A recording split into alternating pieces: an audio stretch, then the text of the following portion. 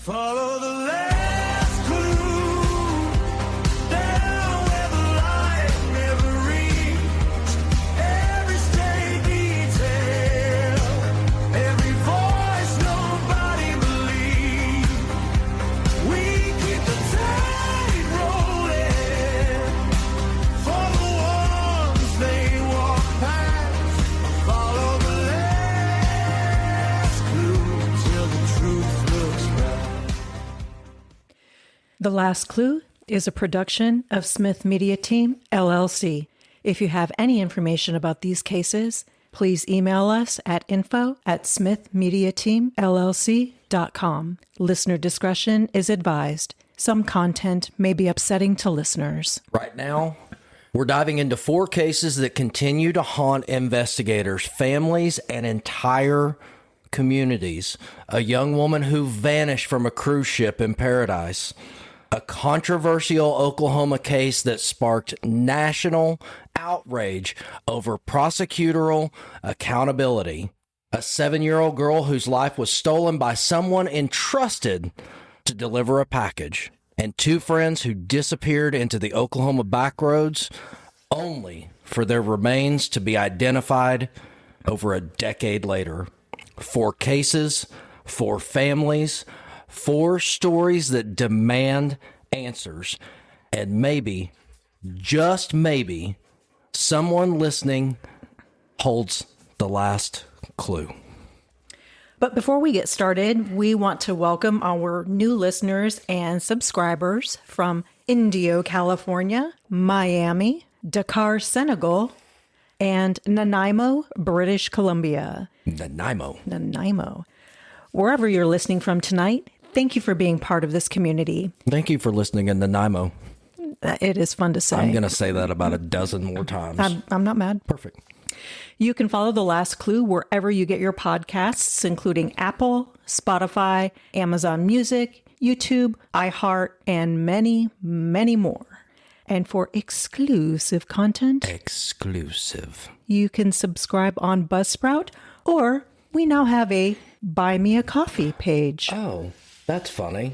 I have a new coffee mug, and I have new coffee coming that we might talk about in our next episode. Oh. But sarcasm served daily is my new mug.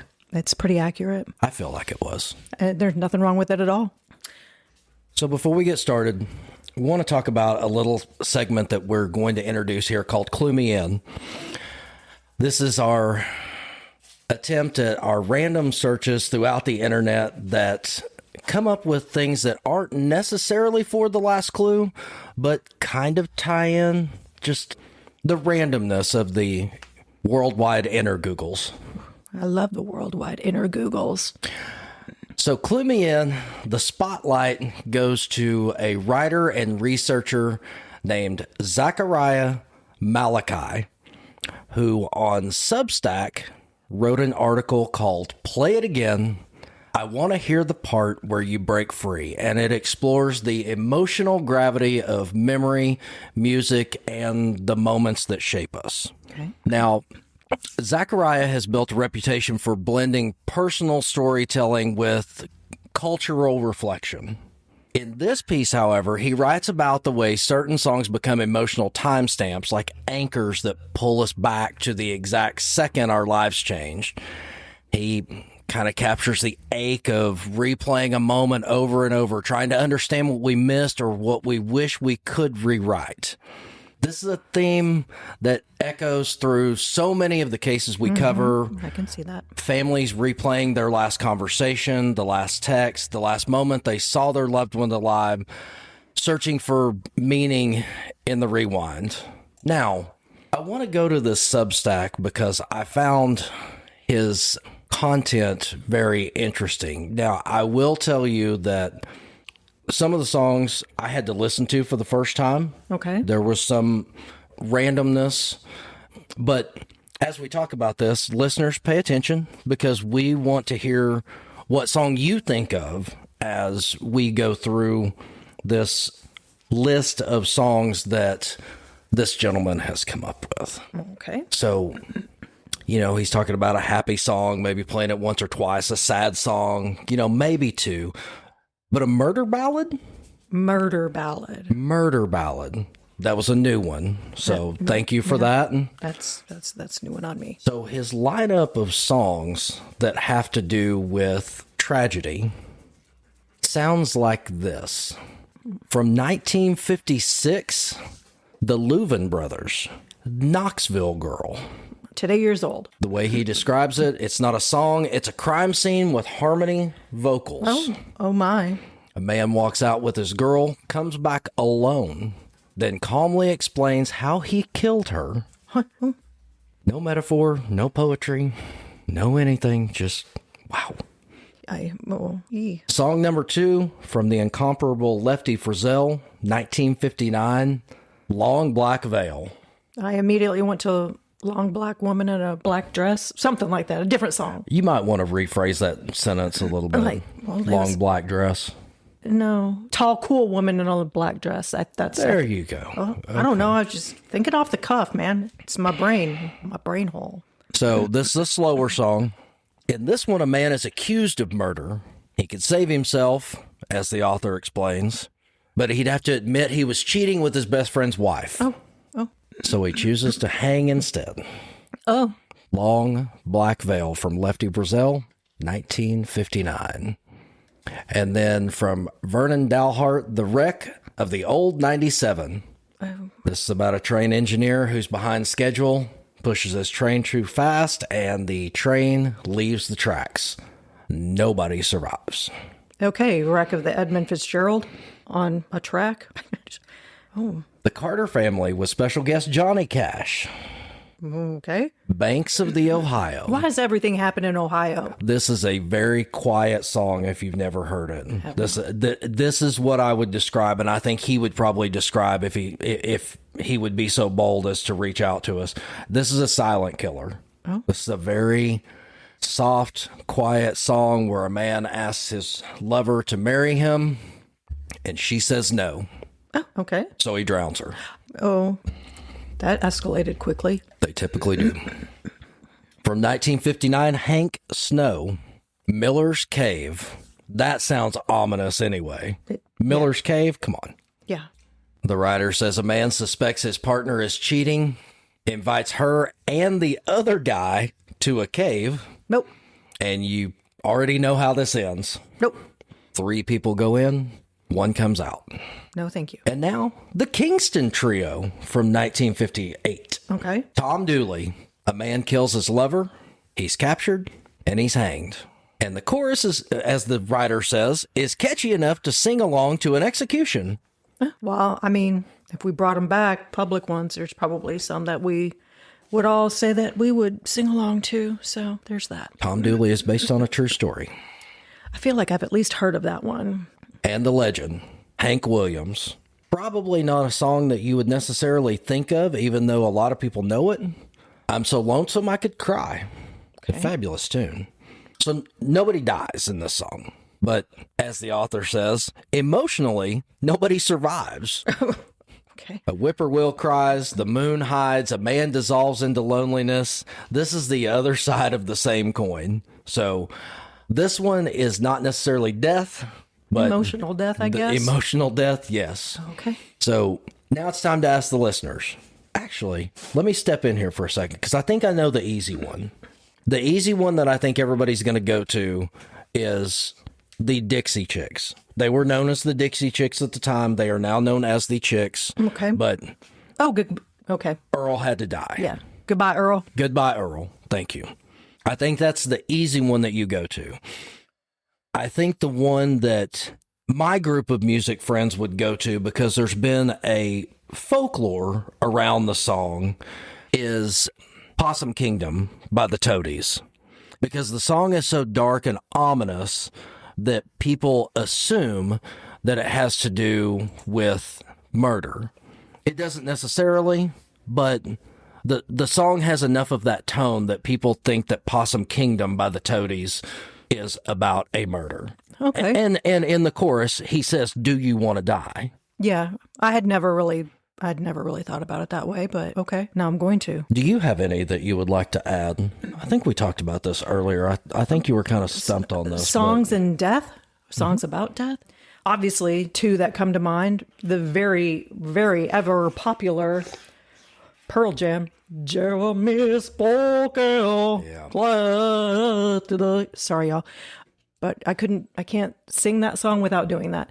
Another one. And every time I hear this song, I actually cry, is Ghost by Bad Flower. That is a great song. It's so sad. It is. So sad. Oh, it's very dark, but very poignant in what it talks about. And beautiful voice. So y'all let us know what songs you think of.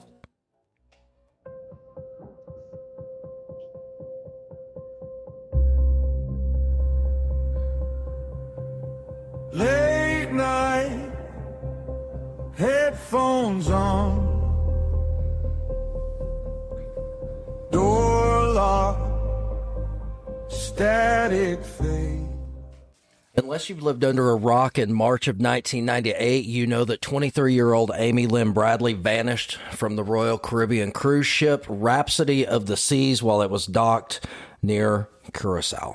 She was traveling with her parents and her brother on what was supposed to be a celebratory family vacation. Amy was last seen, depending on who you believe, around 5:30 a.m., sitting on the balcony of the family's cabin. When her dad woke up about 30 minutes later, she was gone. No signs of a struggle, no belongings missing, just gone. Gone, girl. That's a terrifying movie. It is a terrifying movie. Over the years, this case has spiraled into one of the most chilling unsolved disappearances connected to a cruise ship, and arguably one of the most publicized missing persons cases of all time. Yeah, sure. Yep. Witnesses claim to have seen her on the island. A Navy petty officer reported seeing a woman resembling Amy in a Curacao hotel. Brothel. Depends on definition. Your definition. And whether you're on duty or off. Or whether you're paying. True. A tourist said a woman whispered, "My name is Amy." And now, according to a recent court TV report, 2 new people of interest have been identified by a private investigator. These individuals may have been connected to Amy's disappearance or may hold information that could finally break this case open. The investigator believes Amy may have been trafficked and that these individuals were involved in moving her off the ship or onto the island. Their identities have not been released, but the renewed focus has given the Bradley family something they haven't had in years, which is momentum. I should say that I would be doing a huge disservice to all of our listeners if I did not mention that the private investigator in question in this story was hired by the Bradley family, and his name is Jim Carrey. Now you got to make the face. Have you read this article? I have. Okay. So, did it bring up any more questions for you? Yes. Okay. So, in the article, Jim Carrey mentions these 2 new people of interest. He also mentions how there is activity to the Amy Bradley is Missing website, Which they talked about in the documentary. They did. So this is not breaking news. This is not breaking news. And he stated that these clues and or leads, however they were worded, come because these IP addresses are tracked. So probably not unusual. And I think it might have even been mentioned in the documentary that IP addresses are tracked. There's somebody that's on the website about 30 minutes on every anniversary of her death or anniversary of her birthday, something, disappearance, something to that sort. But why are you telling the entire world that the IP addresses are tracked? This is where you're getting your information. This is where you're getting your people of interest. This is where you're getting your clues. Why? I'm going to give you the Cliff Notes version here, but I'm going to be much more unhinged on exclusive. Okay. He is carrying a story to keep his name and the Bradley family in the news because they are getting buried right now with everything that's going on. I mean, there are some very, very high profile cases. Yes. All you have to do is turn on court TV and you can see that there are some very high profile cases. One, which we will talk about here in just a few minutes. But now that the shiny has worn off of Amy Bradley, even though she's been missing for years and years and years, he's trying to keep himself and that family in the spotlight. Now, I will tell you that I'm going to go much further, probably to the point where we may get a letter from Jim Carrey when we record exclusive, because I have some very... So we're going to be doing exclusive. Okay. I thought you might become a little unhinged. I will. In our later segment. But I may do that too, but I'm going to hold on to most of that for exclusive. Exclusive? No, I mean, just doing that, you're telling everybody, hey, come. You're trying to drive people to the website to keep the momentum going in the Amy case, but you're also telling people, hey, we're looking at you. We're looking at you. Mm-hmm. You just gave up your source. Yeah. You don't put a spotlight on the suspect. If you've watched any true crime shows at all, how many times do the police have to let someone go that they know committed the crime? They have someone, they have them in interrogation, they talk to them, they know beyond the shadow of a doubt in their heart of hearts, whatever euphemism you want to use there, they know that that person did it, but they don't have the evidence that they need to hold that person. They have to let them go. A lot of times that person ends up getting arrested later on. Right, when the evidence comes about. But why in the world would you go out and tell the universe? We are looking at these two people. We have two brand new cab suspects. Driver and police office clerk. Something to that effect. Whatever. I don't know. This just frustrates me. I'm not going in and I'm not telling you. Is there a straw over there? Oh, Jim Carrey probably grabbed all the straws because he's reaching. This is ridiculous. This is a pure plot to try to keep this story relevant. That's all it is. I don't understand his conscious decision to put that out there. I really don't. And Jim, our email is info@smithmediateamllc.com.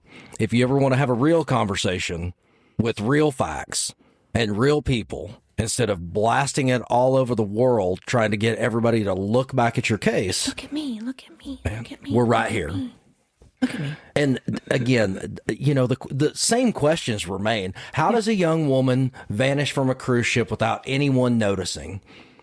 Why were early search efforts so delayed? They talked about this a little bit in the documentary, but still, even when you left the documentary, you had to have questions just like we did. Yeah. Yep. That's one of those ones that you just watch, and at the end you're going, what? No, but what about this? What about, and they didn't even talk about this. That's a documentary. It was well done. I have nothing against the producer or director. It was well done. There's so many outlying questions that didn't get answered. Again, it was well done, but once you sit back and actually intelligently think about it, they didn't cover it all. So to our listeners, what do you definitively think happened to Amy Bradley? Because I'm going to tell you exactly what I think on exclusive. Yeah. What do you think happened to her? Please feel free to go pop on over to our Facebook page and just put comments in there. We'll see them. We'll get to them. We'll respond. We'll have open conversation, open dialogue. We like seeing all sides. We really do. Do you think she was taken? Or do you think she's even still with us? Do you think she's alive? Share your theories with us. This is the time. You ever want to be that armchair sleuth? Share what you think. We don't mind that. I mean, Jim Carrey's sharing everything he thinks. Share what you think. Hell, share what you think about Jim Carrey.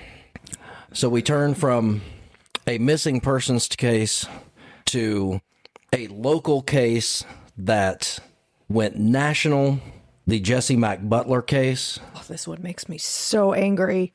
Well, now we have a twist in the case. Tell me the prosecutor's in prison.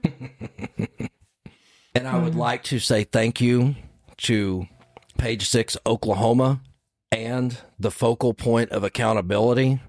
If you don't follow them on Facebook, you should. Oh, Page 6 They Oklahoma. they do a fantastic job of taking everything, giving you all of the facts you need, and wrapping it up into a tiny bow where even my little brain with the Microsoft 98 processor can actually understand it. So we do appreciate the work that they do. We do. So Oklahoma's District 9 District Attorney Laura Austin Thomas recently announced her retirement after 42 years in prosecution, or alleged prosecution. Closer, it could be considered closer to prostitution depending on which side you're on. Yeah. She highlighted her office's modernization, diversion programs, and clean state audits. Diversion programs? We've got a diversion program for you. She definitely Diverted the whole Jesse Butler case. She did great on the diversion of that. Mother. And her clean state audits as her accomplishments. Well, it's easy to clean your audits When you don't do anything. Jesus H. Christ on a popsicle stick. So her retirement, of course, comes at a time when public scrutiny of prosecutors across Oklahoma is intensifying, especially in the light of the aforementioned Jesse Butler case. The Butler case drew national attention because of how it was handled, raising serious questions about prosecutorial discretion. Critics argued that the charges and outcomes did not reflect the severity of the allegations. I'm just going to be a butthole here for a second and tell you prosecutorial. Sorry. It's okay. 98 Windows processor. Microsoft 98. Microsoft. Even others questioned whether victims were adequately represented or whether outside influences shaped the decisions made. This case became a flashpoint, an example of what many see as a broader pattern across the state of Oklahoma. If you have listened to this podcast for more than one episode, I have shouted from the rooftops that if Dateline would just come to Oklahoma and set up an office in Oklahoma City, you would make enough money to open an office in Tulsa. And I know that Live PD and Stax have the high ground on Tulsa, but, you know, that contract's going away, Dateline. So something to think about. Plenty of cases. Yeah, especially since there's a similar case in Stillwater going on right now. Very similar. 16 or 17-year-old kid accused of the same crimes. Very similar MO. And he is being prosecuted as an adult. Mm-hmm. And that's what they're pushing for him to be prosecuted as an adult. Now, does that come down to affluence, where Jesse Butler's parents had money to buy this district attorney off? And I see you nodding your head. So, double standards? Oh, clean audit that. I mean, if you take a look at the Jesse Butler case, it's clear. Serious charges reduced or dismissed, plea deals that don't align with the alleged crimes, limited transparency in decision-making, and a system where oversight is minimal. You've got the district attorney that is talking about how important it was for her to show that all of her audits were clean and this was done correctly and everything else. And everybody that has taken more than 20 minutes to look into the Jesse Butler case is going, where was the oversight on the system? It wasn't there. They were doing whatever the hell they wanted to. They're still doing whatever the hell they want. And the district attorneys hold enormous power. Yeah. They decide what charges to file. Cleveland County. That's a side note. That may be mentioned in exclusive. Mm-hmm. They decide which cases move forward. And how quickly. And they decide how justice is, or how you look at it, isn't served. And when that power's questioned, public trust erodes. Quickly, like a sandbar in a hurricane. So for our listeners that may have listened to our Jesse Butler coverage prior to this, or if you haven't, find us on Apple, Spotify, wherever you listen to podcasts. You can go back and listen to our entire catalog. It is in date order, so you can scroll back and take a look at Jesse Butler. Well, but our listeners... I was just going to say, and in that Jesse Butler case, there is an evidentiary hearing that's coming up on April 13th to see how this case is moving forward. So there's still things going on, but we'll see what happens in that evidentiary hearing on April 13th. Is Laura Austin Thomas going to be a part of it? Because I can tell you how it's going to move forward right now. I think, well, it's quite possible because I don't think her retirement takes place until the end of April. I don't even drink anymore. This is making me, shake. This is so ridiculous. It is very ridiculous. And I feel bad for the girls that are affected here, that are still having to live their lives every single day. And I do believe that I read that one of the girls that was affected allegedly affected here is valedictorian. Good for her. Good for her. Good for her. Let's get her name. Let's get her name and put her on the next podcast. I have it, but I won't be able to say her name. You've heard me pronounce some of these other words, but you will. You will. You think so? Yeah, absolutely. Right, perfect. So for our listeners, what do you think? Given everything that's out about the Jesse Butler case, and now the district attorney has announced her resignation as of April 30th, where do you stand? Should prosecutors face more oversight? Should plea deals be more transparent? We'll get into that in exclusive as well. How do we balance discretion with accountability? We want to hear your thoughts on this. Please get on our socials and tell us what you think in regards to the Jesse Butler case. Just don't get us suspended. Then a quiet clock, name on a page, filed and forgot, someone's whole life, trapped in a footnote. And now a case that's in the news now. I've called this the tragic loss of Athena Strand. That is not nearly strong enough. No, I remember this one when it happened. In December of 2022, 7-year-old Athena Strand disappeared from her home in Paradise, Texas. What began as a missing child search quickly turned into a nightmare. A FedEx contract driver, Tanner Lynn Horner, was delivering a package to the home that day. Investigators say Horner struck Athena with his vehicle by accident, but instead of calling for help, he panicked. He told authorities he feared she would tell her father, so he kidnapped her. That makes perfect sense. And then he killed her. Oh, I mean, it was an accident, so you got to just get rid of everything, right? Dumbass. So the man who's responsible for delivering Barbies takes a real-life 7-year-old Barbie from this world with his own two bare hands. And now he's admitted it. Oh. Athena's body was found 2 days later. This case shook the nation, not only because of the brutality, but because the person responsible was someone entrusted to approach homes, interact with families, and deliver packages to children's doorsteps. This is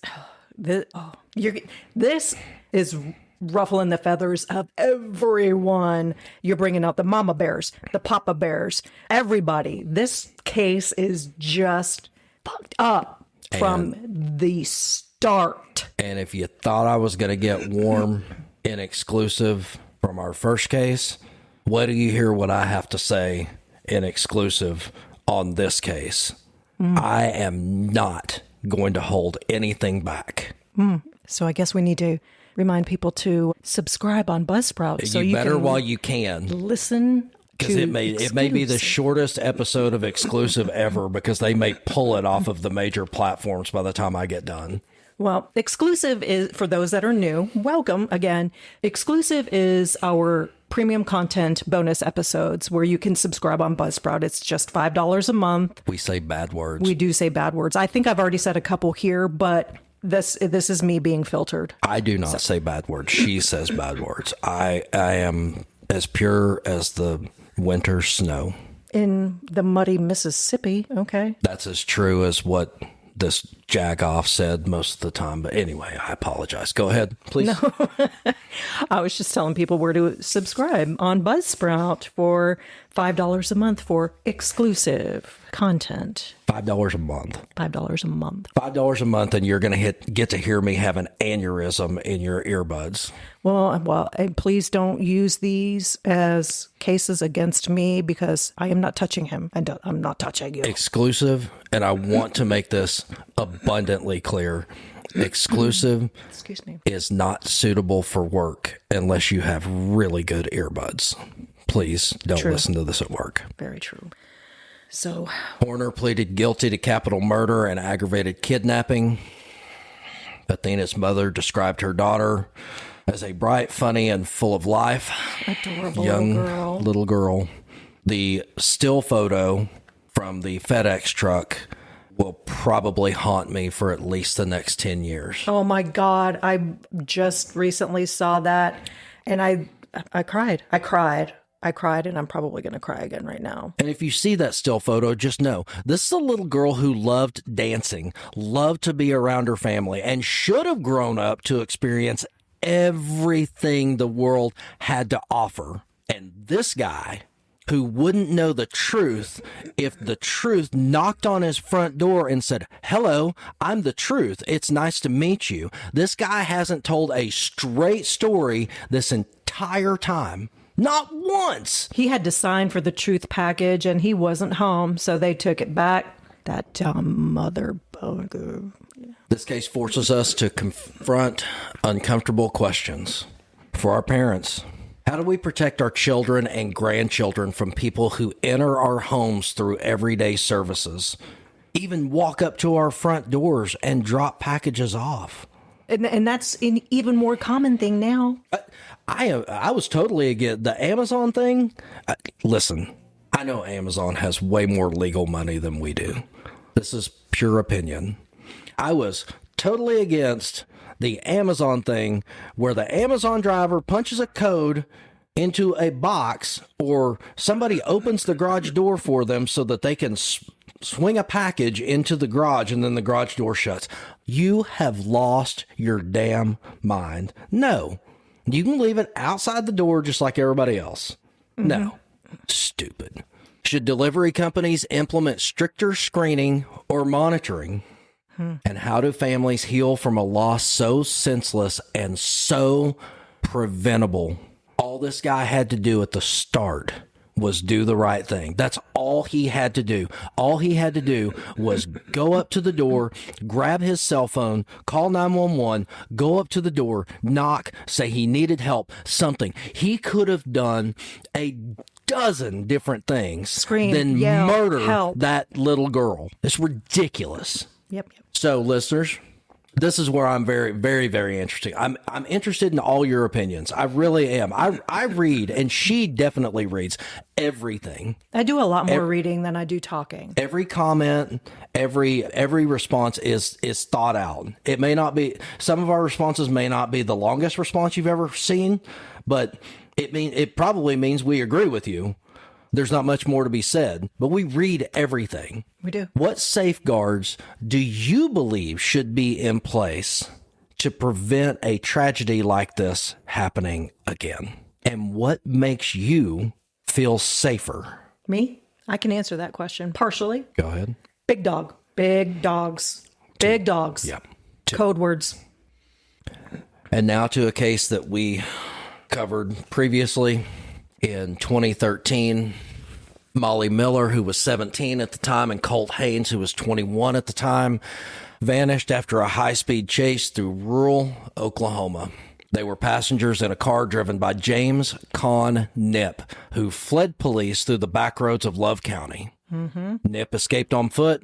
Molly and Colt were never seen again. alive. Yes. For more details on that, please go back and listen to the episodes on that. There was one fairly recently, so you can get caught up on the case there. For years, this case has been shrouded in mystery and rumors and frustration. Families accused local authorities of mishandling the investigation. Tips poured in, but nothing concrete ever surfaced. And then a breakthrough. Yes. 2 sets of human remains were discovered in rural Oklahoma just last month. Yeah. DNA confirmed what many feared. The remains belonged to Molly Miller and Colt Haynes. So the family does have a small piece of closure. I don't think closure ever really comes. And honestly, I think this is kind of where everything just kind of comes flooding back and they're just going to be reliving it all over again. Now, they finally have a piece of answer, a piece of the puzzle. Well, and they also, it's not the way they wanted to. And I would never suggest this. It's not the way they wanted to, but at least they get to say goodbye. Yeah. Yes. Because before, however you feel, whatever you believe in is fine. This is me personally. I feel like they were saying goodbye to the air, the spirit of the two, and now at least now they have have something physical, something that they can have a service for. Right. God, such a. So both CBS News, People Magazine, and news outlets across the country are reporting that investigators are now working to determine how the two died. I can help you. Call Othram. Get them involved. It doesn't matter the amount of money.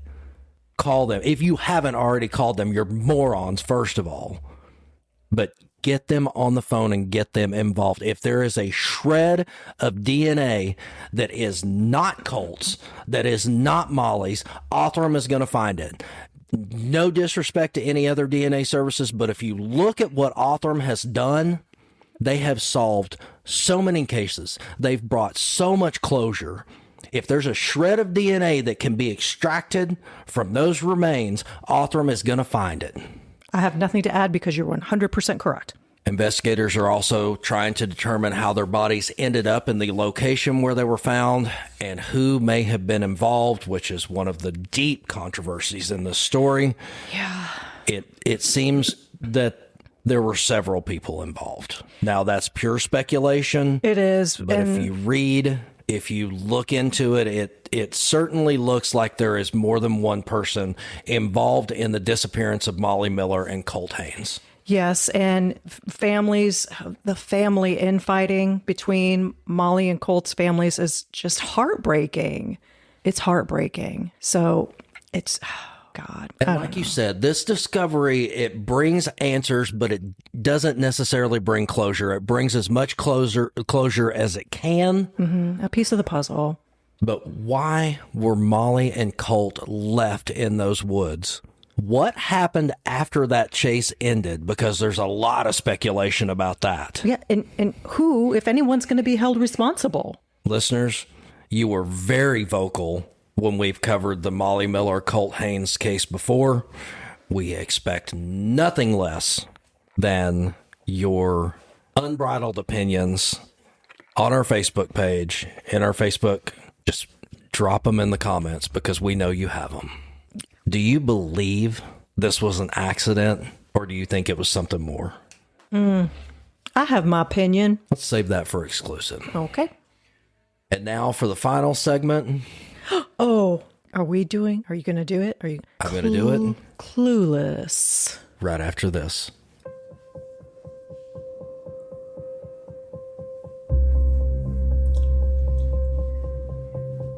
Late night, headphones on, door locked, static fade. Amy Bradley didn't vanish into thin air. Someone knows something. Someone always does. And the fact that it's taken 26 years to identify two people of interest is a failure of urgency, not a mystery. The Jesse Butler case, it's a reminder that justice isn't blind, but it is selective. Prosecutors hold the power to shape reality, and sometimes they shape it to fit convenience and not truth. Athena Strand's death exposes a brutal truth.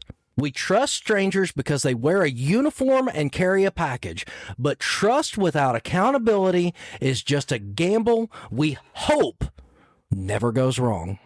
And Molly and Colt, their remains sat in the Oklahoma woods for over a decade. Not because they were impossible to find, but because no one with power was looking hard enough. These cases all share one simple thread.